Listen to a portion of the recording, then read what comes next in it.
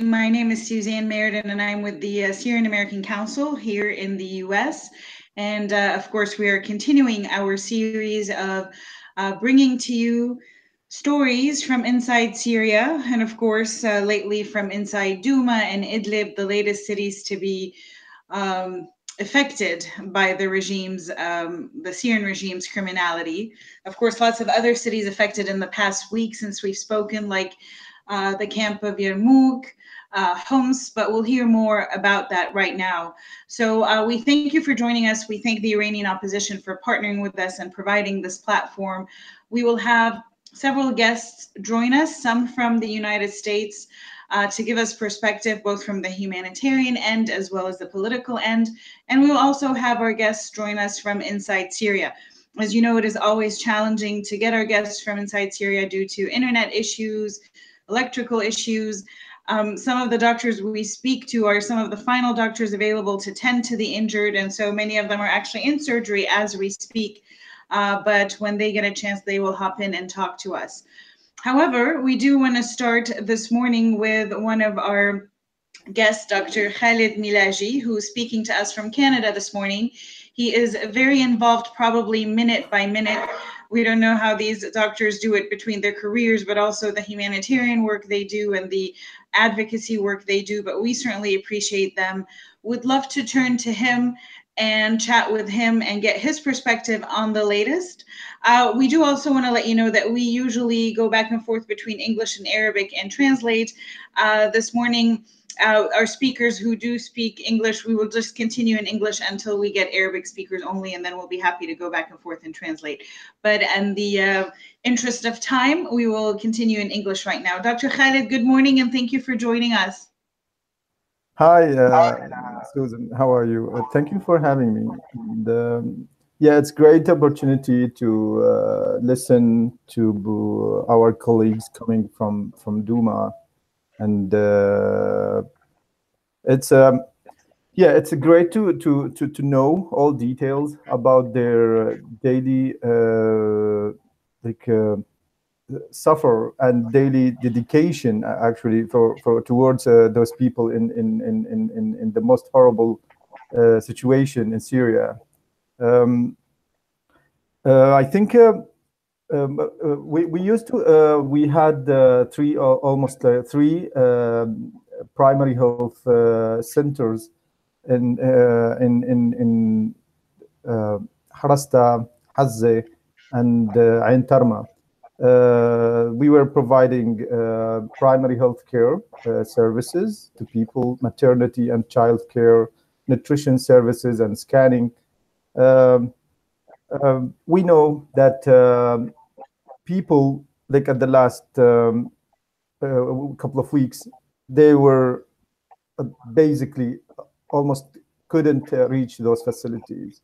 So we were sometimes doctors, they were just going from place to place, from basement to basement, trying to provide like any help to those people hiding in the basements.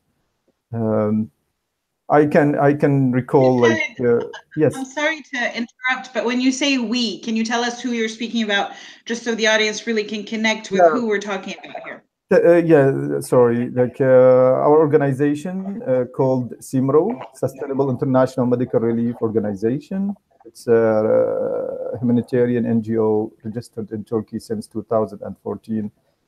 We mainly were providing health services in Eastern Ghouta, and we have a couple of projects in Idlib. Of course, we were working also on needs assessment, population assessment, and health information systems. This is like more selective projects. So according to our doctors and also many patients that we were communicating with from Duma in the last weeks, they couldn't reach most of the health facilities. They couldn't reach healthcare. They couldn't, like chronic diseases became like one of the main reasons for unfortunately for mortality and death, beside the trauma in this like circumstances, which is horrible.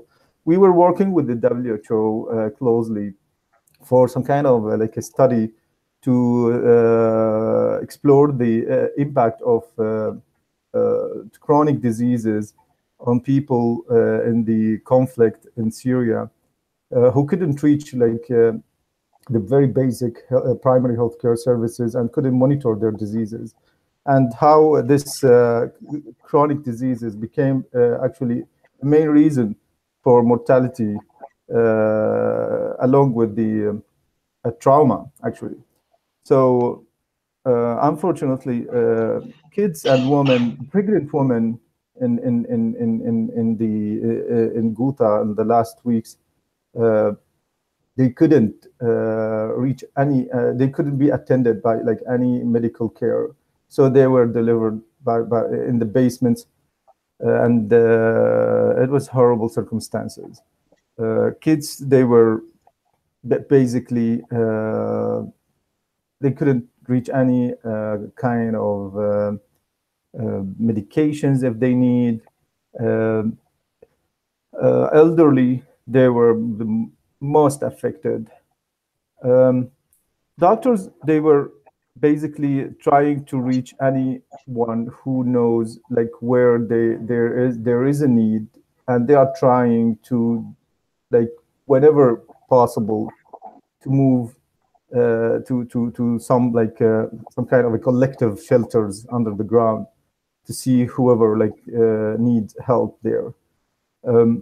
Of course, we can listen hopefully today to other colleagues from coming from Duma about more details.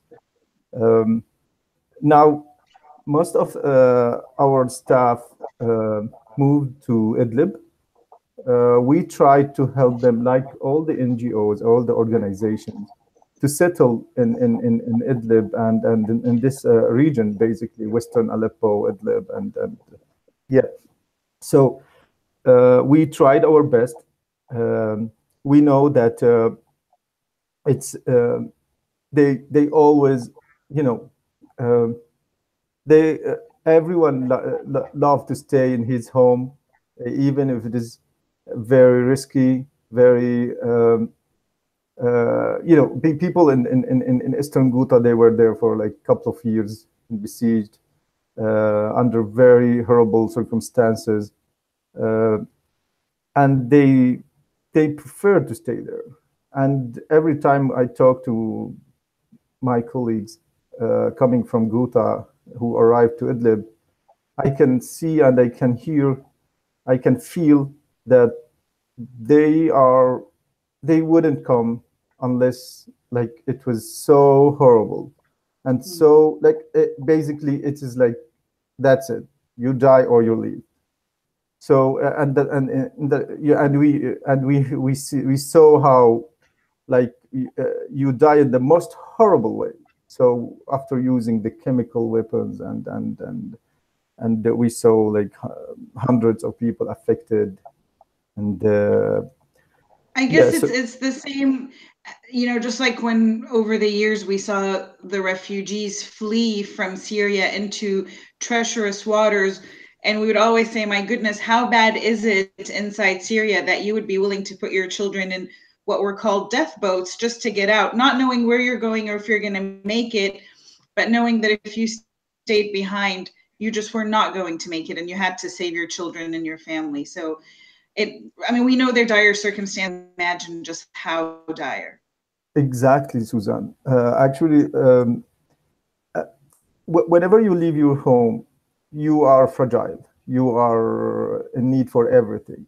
As humanitarians, we know that once you leave your home, it means that you are totally dependent. So you need someone to provide you with shelter. You need someone to provide you with your basic daily needs. Like a lot of people saw what's happening for people who were displaced, and the unfortunate like circumstances, and then the situation and daily suffer either in the camps or in the collective shelters, the schools sometimes. So for different reasons, people sometimes they prefer to leave the country, and you can see how it ends up in the oceans and in the boats, and they were fleeing for their security. They're fleeing at the end for their kids' education. After a couple of years, they're it's collective suffer, and many reasons behind, like pushing people to leave the country. So if we can talk about Idlib, now we know that it's the final destination, right, Susan? Here we have like almost 3 point something million people.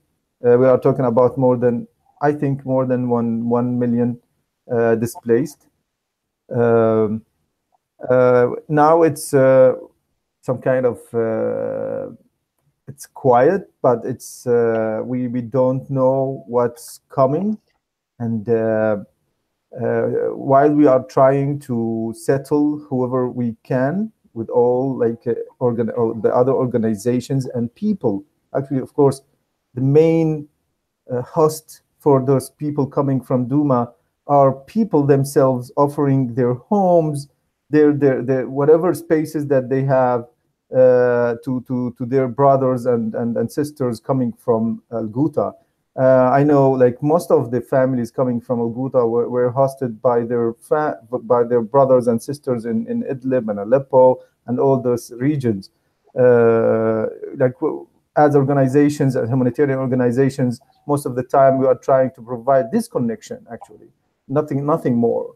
So I hope we can work as soon as possible to make sure that the humanitarian situation in Idlib and this region in northern Syria, it will not be like we don't know. It's important to note too that I'm sorry, Susan, I lost you. I can't hear you. Hello? Hello?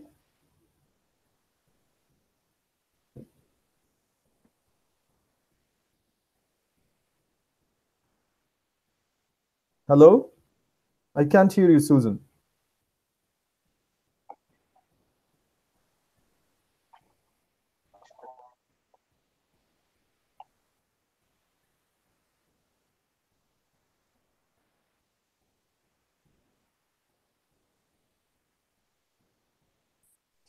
Dr. Khalid, can you hear me now?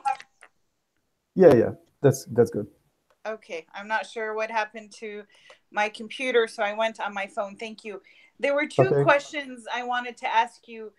You made a comment about how you hope that we work as soon as possible so that the situation doesn't get even worse. What does that mean to you exactly, working as soon as possible? Actually, it involves international community. If we are talking about UN agencies and about members of states in the permanent members in the Security Council, to make sure that if the Syrian or Russian regimes trying to attack again civilians in this region, now it's the area is so crowded. Like wherever you hit, you will affect people from all over Syria in one house even. So we need to make sure that to stop attacks on civilians, and for us, if we're talking about health facilities, as soon as possible, and to put any some kind of restrictions or some kind of pressure over the Syrian and Russian regimes to make sure that attacks on civilians and facility like civilian facilities in this region to just keep them away from this like indiscriminate attacks. I don't know where the people will go if like again another wave of attacks will happen soon. There really isn't anywhere to go anymore, is there? Exactly. And you can see the borders closed, and it's not a solution just to open the borders again. And you know, like people, they are fed up of just fleeing and moving inside Syria from place to place. Their kids are traumatized. The girls and women are like they care about like their families, their kids. They forgot about themselves. Like girls and women, they are not taking care of themselves. There are no facilities can provide like the reproductive and maternity health care in a proper way. It's we think that we need really to make sure that there are spaces and facilities that they can, as soon as possible, provide efficient healthcare for women and kids, girls, so we can as soon as possible compensate the lack of services, at least for those people who are coming from Ghouta. You know, like there were no services. They had to take some kind of medications that they were expired.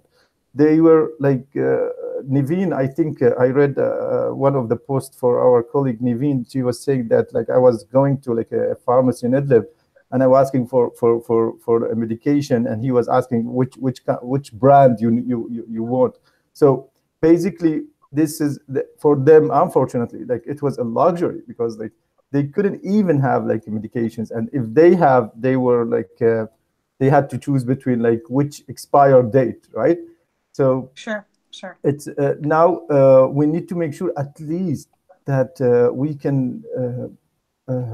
Make sure that those coming from Ghouta, they have the at least like a quick check and quick like if they need anything, they should be like a priority for our health facility to take care of those families and people. Any attack again on health facilities now, it will be horrible. It will be catastrophic.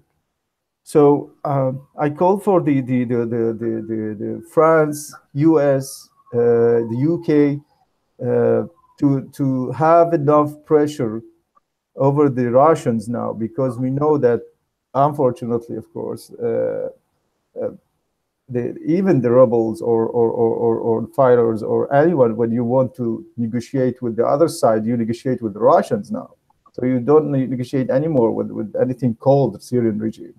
So, because they will have to negotiate with someone who has some kind of a power to execute his promises or whatever. So we need to for the France, UK, and US to have enough pressure over the Russians to just make sure to stop attacks on civilians in these areas and to avoid attacks any health facilities anymore. And Dr. Khalid, I also see that Muaz Mustafa has just joined us.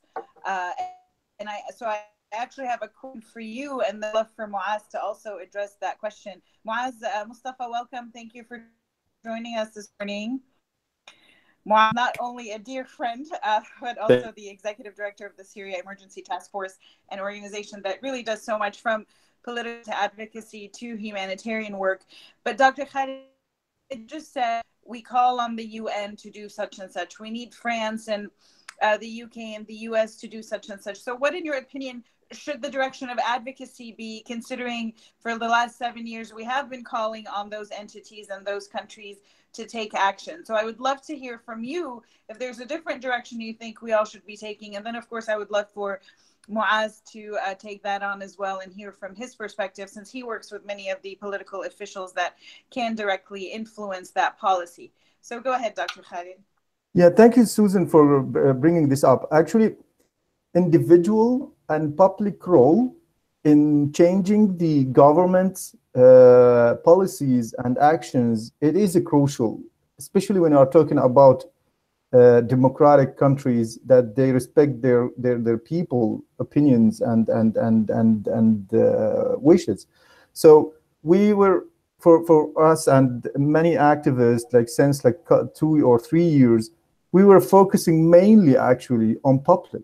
So our advocacy were towards on public, and to change the public people, like the people opinion about what's happening, and to increase awareness of the North American people and European people about what's happening in Syria, because we always like we don't want to this misunderstanding about that. Okay, they know what's happening, but they don't want to interfere. No, actually, like people in the US, you can see until now that like we were surprised by people going to the streets asking for like Trump to stop attack like the Syrian regime, like, which is weird, because like who gonna stop the international community of just holding like a murderer and the dictator of killing his people?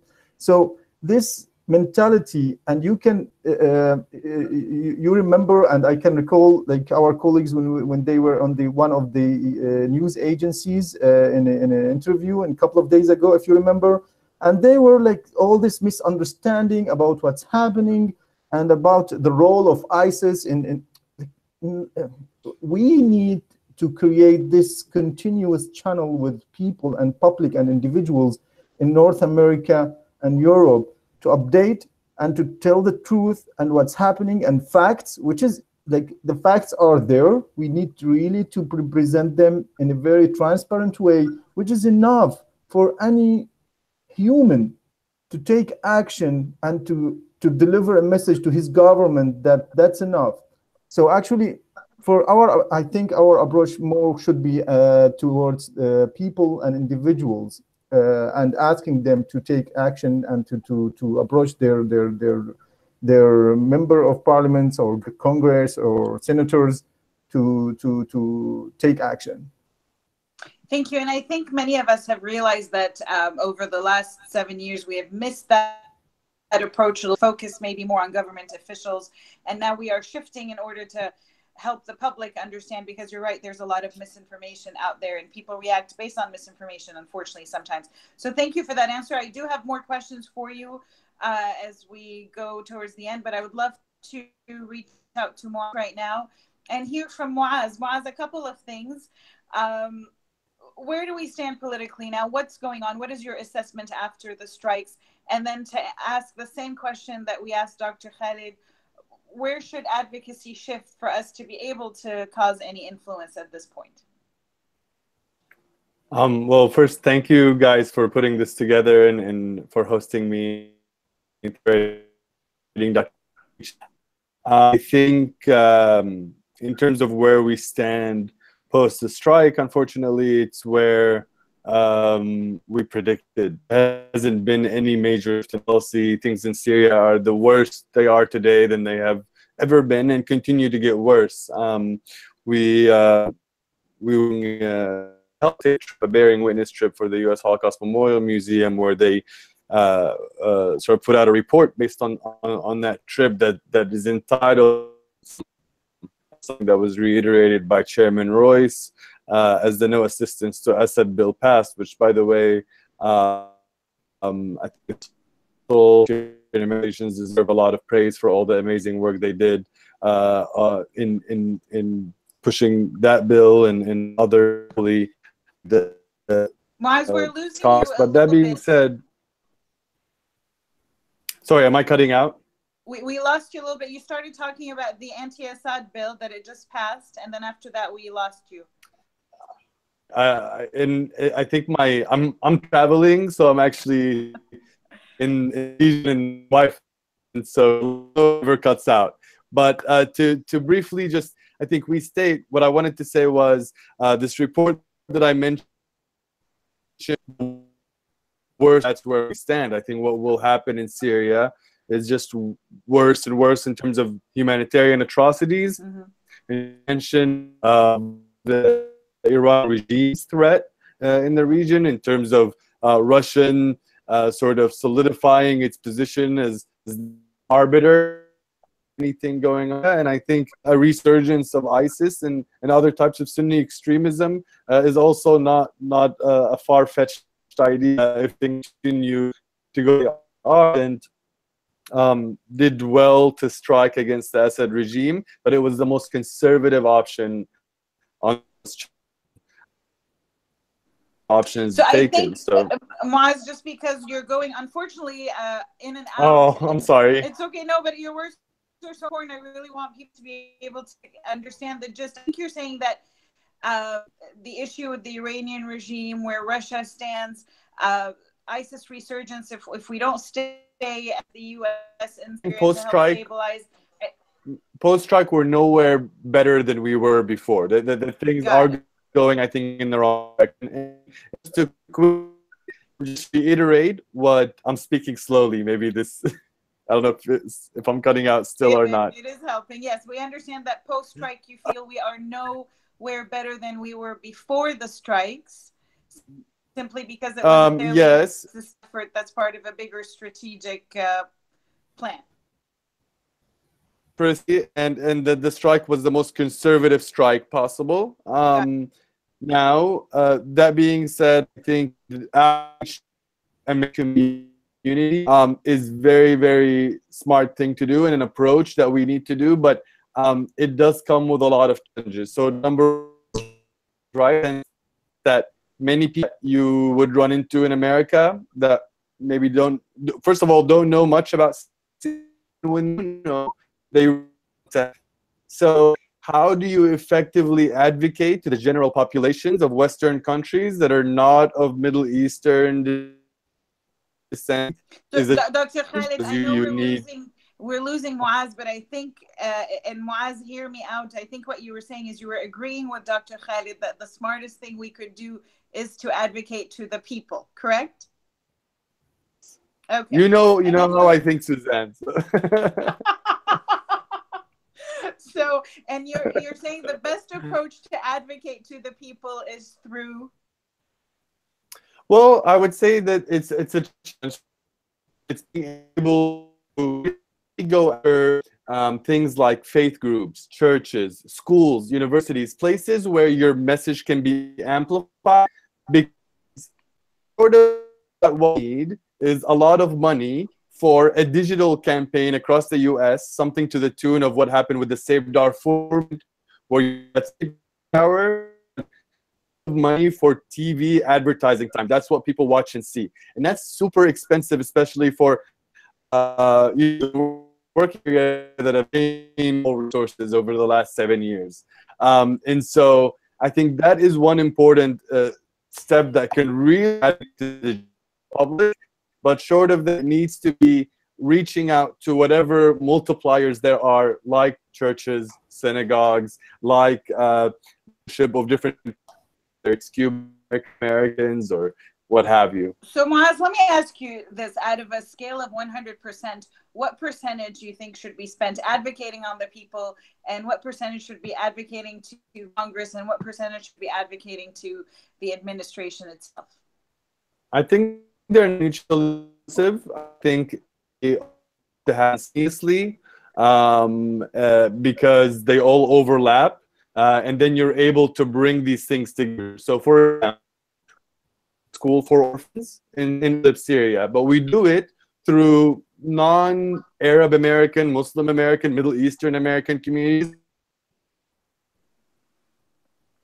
Yeah, unfortunately we lost Muad there too. Sorry, but I think when it's no, it's okay. I know your travels take you everywhere. All go together. together, and so they must be done simultaneously, as opposed to saying percentage of time and resources. Because unfortunately, we need all of things coming together at the same time. I was going to give an example, if I'm still not cutting out. Can you hear me?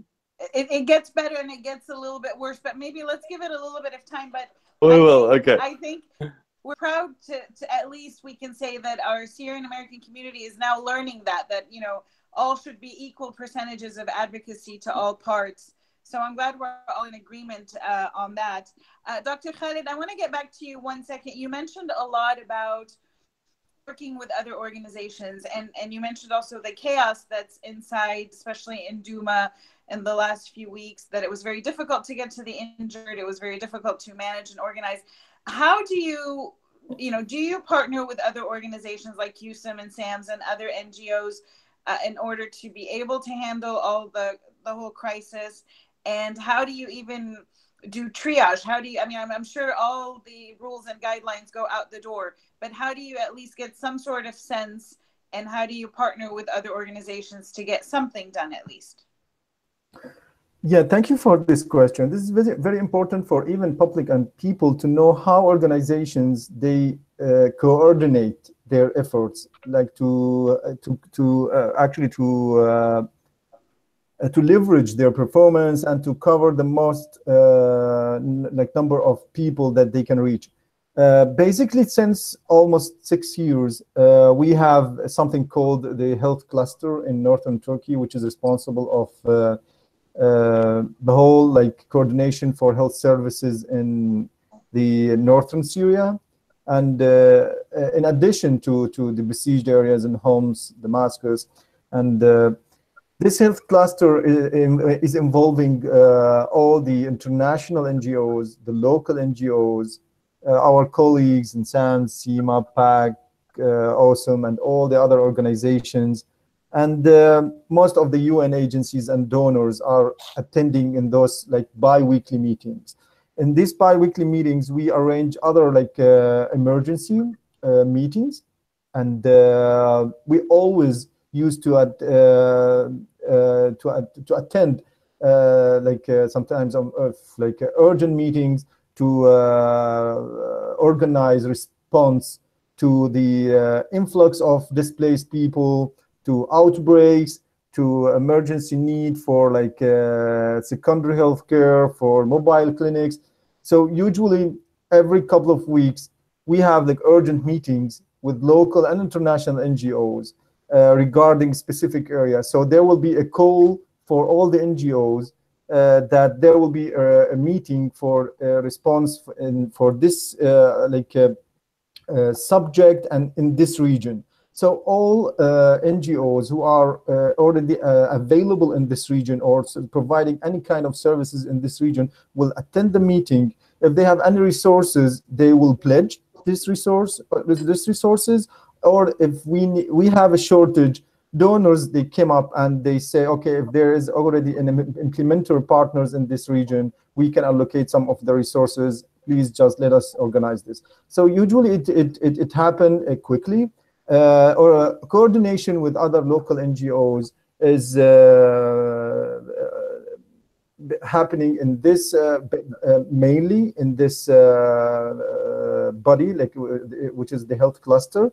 Which is managed by the UN OCHA, and there are other coordination, local coordination bodies like the SNA and the Syrian network and other platforms, which is amazing to bring local NGOs together and making this response and coordination regarding who's doing where and what, so we can avoid duplication. We avoid that we are not pledging or allocating some more resources in one area or in one sector and neglecting some other areas and regions and sectors.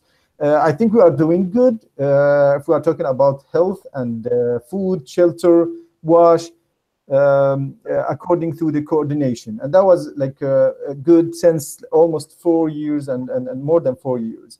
I think local NGOs now are more capable of really coordinating and implementing response alone with they have the enough capabilities and skills, and even of course the logistics and all the elements to implement and conduct a complete from A to Z response to any humanitarian crisis in the area. And this is very important for donors to know, so they can deal with local NGOs directly, support them. And this was the mentality and the mindset actually of the most of the donors since almost 3 years till now, just to empower the local NGOs, give them the leadership in the response and in the humanitarian operations, because international NGOs, they at the end they will they start to withdraw from the region, and someone else has to take care of that. Thank you so much for giving us that perspective. I think it's great to hear that, you know, there is consistent coordination, because as you said, we need to make sure the right resources are allocated to the right areas. And so certainly comforting, and we commend you guys. Thank you all, because we know it's a very difficult task and job under very dangerous circumstances. So thank you. I'm hoping to get back to Muaz, and hopefully we can hear him a little better this time. I know, you know, Muaz, if you know him, he's always traveling, always working very hard. And so sometimes communication is tough. But Muaz, we were talking about advocacy, and that, you know, we need to advocate to Congress and the administration and the people all in the same way possible, just to affect on every level. And you were about to give us an example, if we can go back to that. Okay, so I took off my camera. Maybe it'll be better, but just interrupt if I'm totally cutting off, okay? I will. Thank you all for your patience. So an example in terms of like, how do you engage with communities? And the fact is, like we were saying, you know, there are different. Most people are afraid to be involved politically.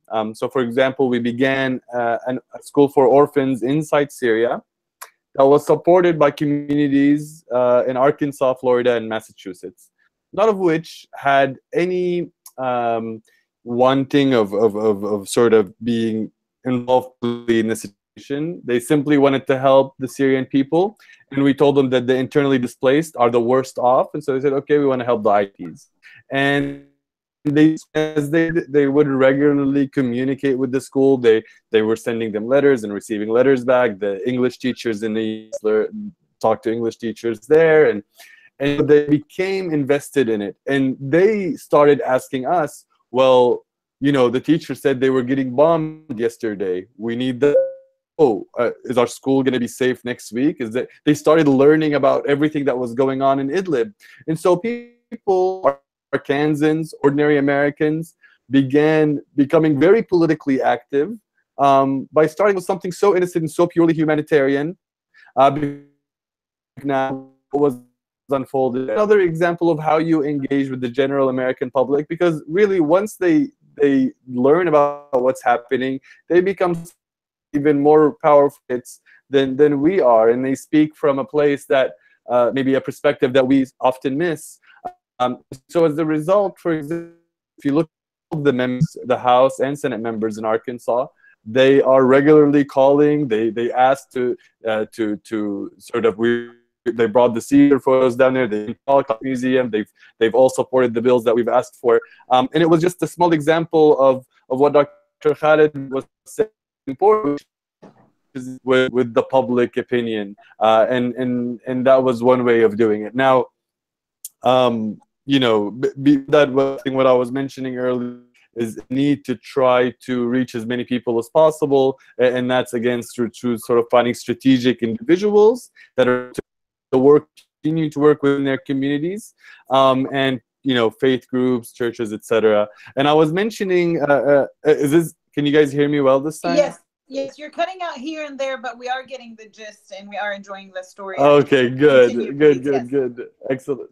And I was just gonna say, you know, we were saying to be done simultaneously because they do really overlap. And so, for example, whenever you're spending an amount of time in Congress, refer back and these in their states or initiatives that have been done by others, that all sort of goes hand in hand. But what's really, I think, stressful and sad about Syria is that even when it is being covered on the media, for example, literally drives the ratings down. So people, I've talked to journalists that have told me whenever we publish something on Syria, we see less readers, or the viewership plummets. And that's a really disturbing trend, and one where we need to think creatively about why that's the case, and can we do to that sort of reality. And Moaz, let me ask you, are the ratings dipping down when it's a story about Syria because they're not educated enough about the situation, we haven't done our job, and so they don't care, they want to focus on something else? Or is it because it's such a depressing story that maybe we need to be reaching the media with more positivity about Syria in order to help people connect? Well, it's I think it's too complex, right? So people are much more prone to get involved in something or want to help or want to do something about something if, first of all, think there's something that they individually can do about it, bad and good. Once you throw one little variable in Nusra and Idlib or ISIS in the east or something, then they almost run away from it. The same applies to the scale of the humanitarian crisis. Whenever people saw Aylan, the one kid on the beach, yep, everybody sympathized. It was super easy. Everyone can relate. But when you tell them 500,000 people have been killed, 30,000 children have been slaughtered, that also tends to drive people away. And so I think the biggest problem with Syria is it's too complicated for the Americans. Where they can't clearly see, sort of like in Darfur, these were the bad guys, these are the good guys, it's simple, you move forward. I think that is one of the bigger reasons for that. And the problem is there's so much disinformation when it comes to Syria. There's so much Russian propaganda, not just through the traditional sort of through all these other social media and other creative ways that Russian information operations sort of operates, and that it's really mixed things up. And I think that's what makes people sort of run away. They think there's nothing they can do. This is a very complex conflict where a bunch of Muslims killing other Muslims, and this is the way they've lived. And I think that narrative needs to change. I think that's probably why it's good. And do you think, last question to you before we go back to Dr. Khalid, do you think you mentioned the Russian propaganda, we know, the Russians and the regime have a great amount of money that goes into that propaganda. They have teams, they have bots, electronical armies. How do we compete with that? Well, I think the problem is this is a much bigger problem. Areas. The United States democracy has had trouble competing with that. I think the U.S. president at times has allowed for fusion and for more credibility to be given to these things. And so I think it's beyond a Syria problem, and I think it's to be addressed on even a wider level.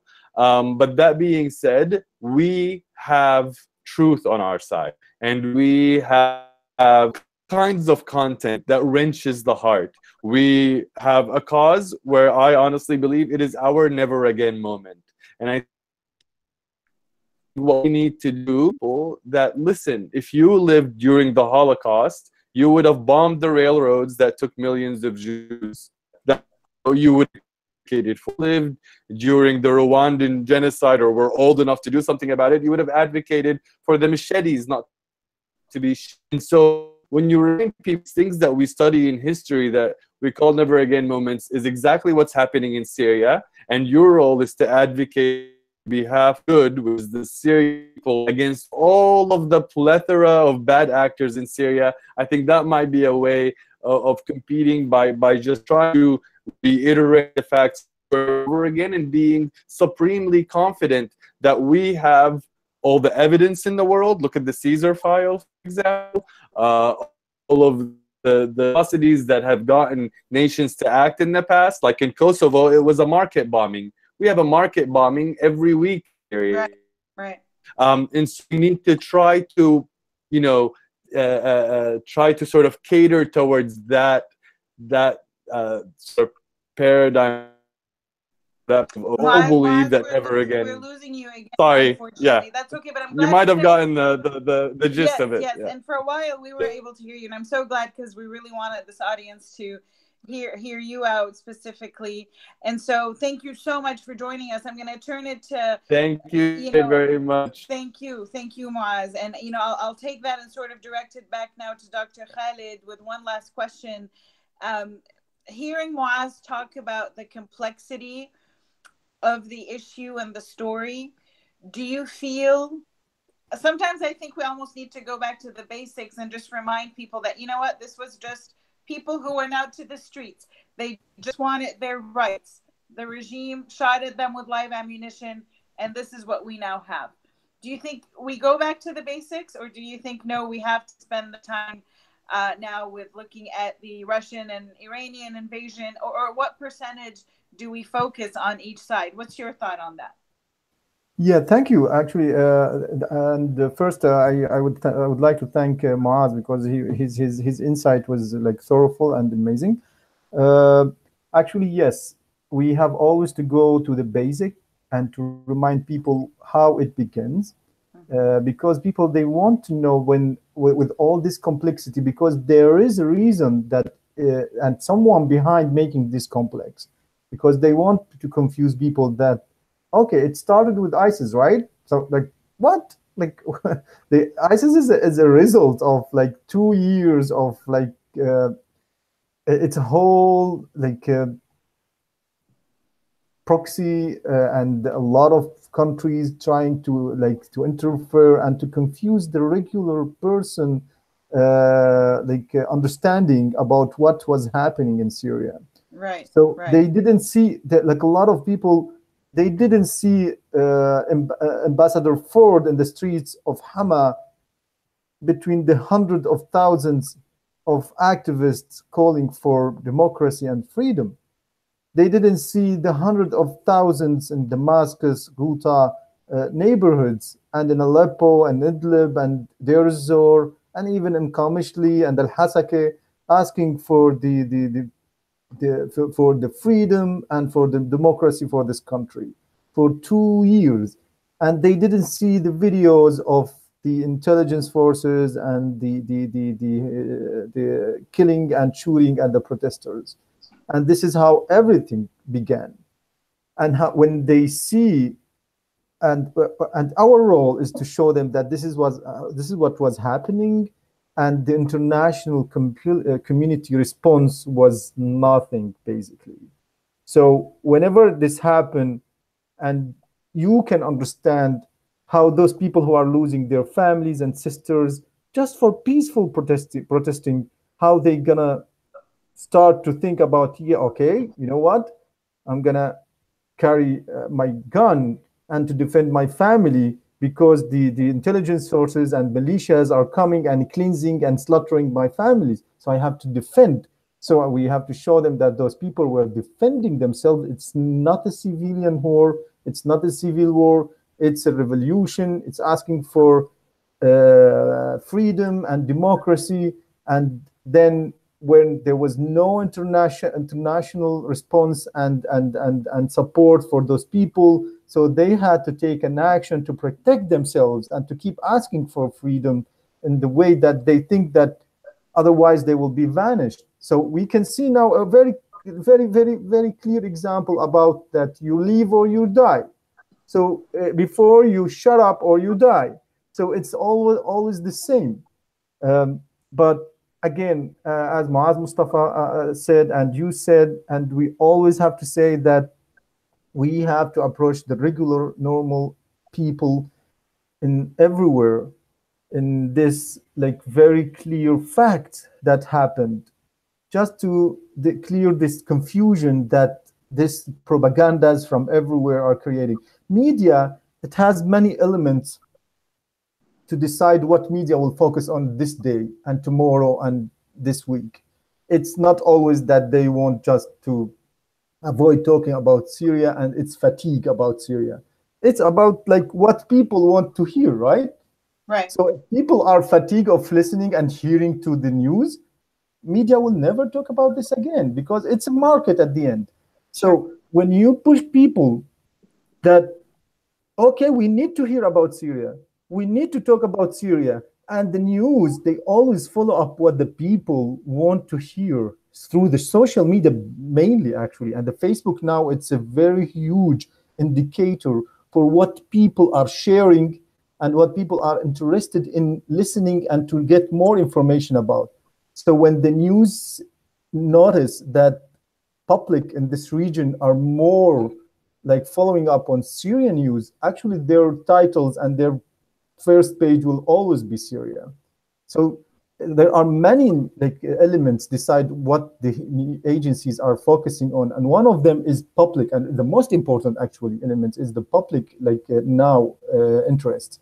So always we have to go to the people and the public, so we can avoid first the fatigue of the media focusing on Syria and the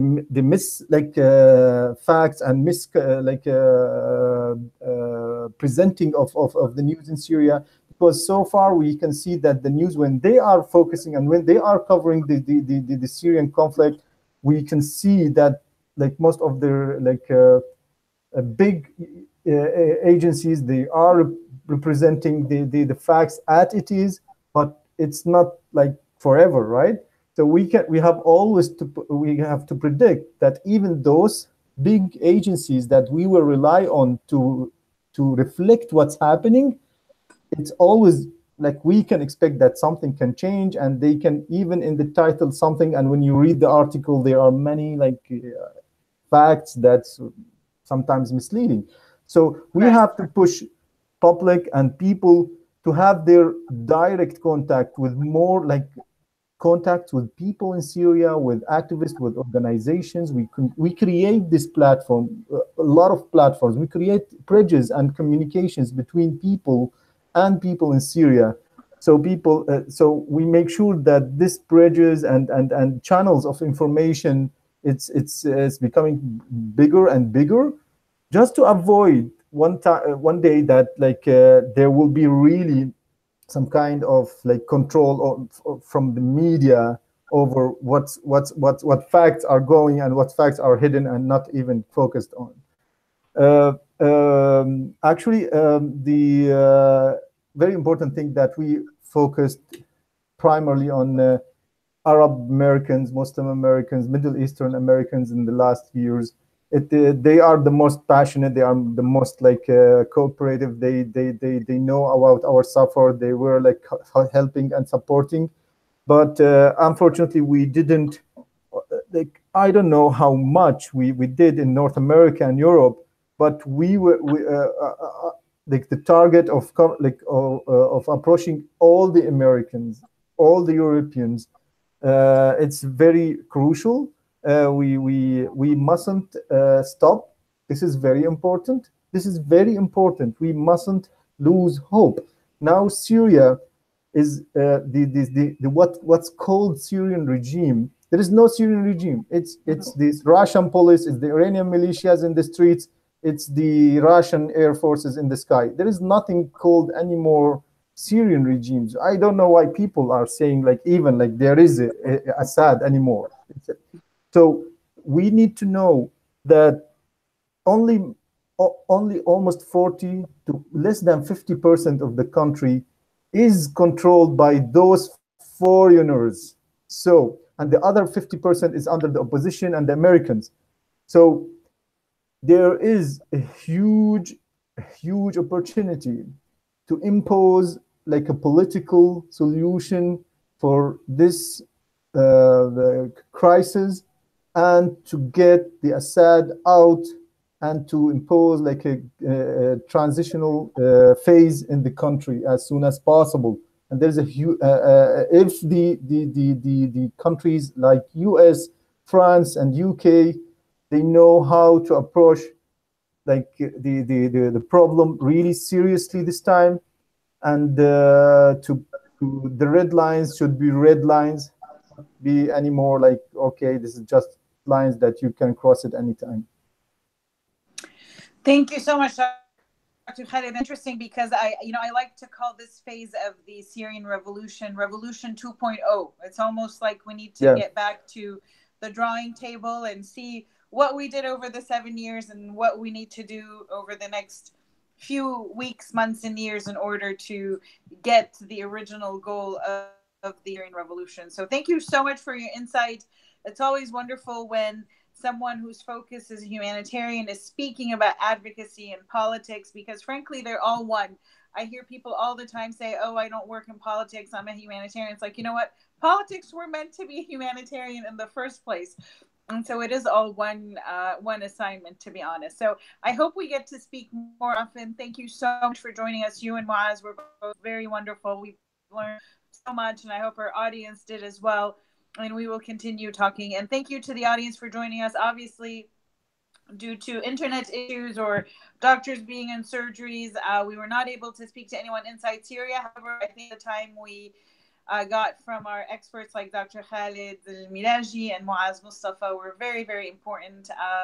And I thank everyone very much, and we'll talk soon. Thank you, everyone. Thank you, Susan.